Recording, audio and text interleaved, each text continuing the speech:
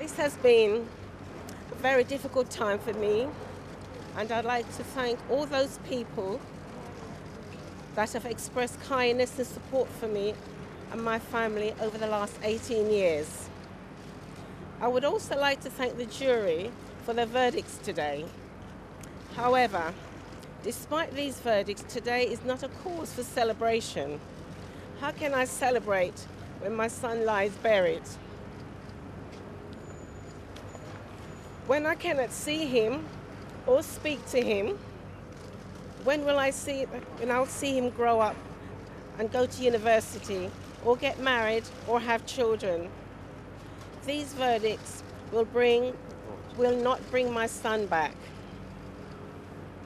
How can I celebrate when I know that this day could have come 18 years ago if the police who were meant to find my son killers felt so miserable to do so?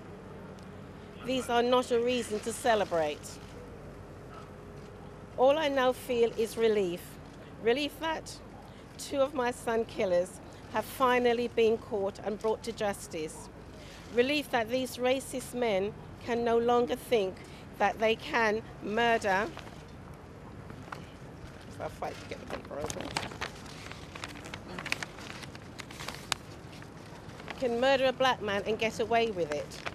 Relief that despite the defense being able to raise issues of contamination, the jury saw through it. I feel relief that, to some extent, I can move forward with my life.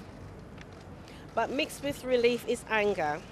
Anger that me and my family were put through 18 years of grief and uncertainty, not knowing if or when we'd ever get justice.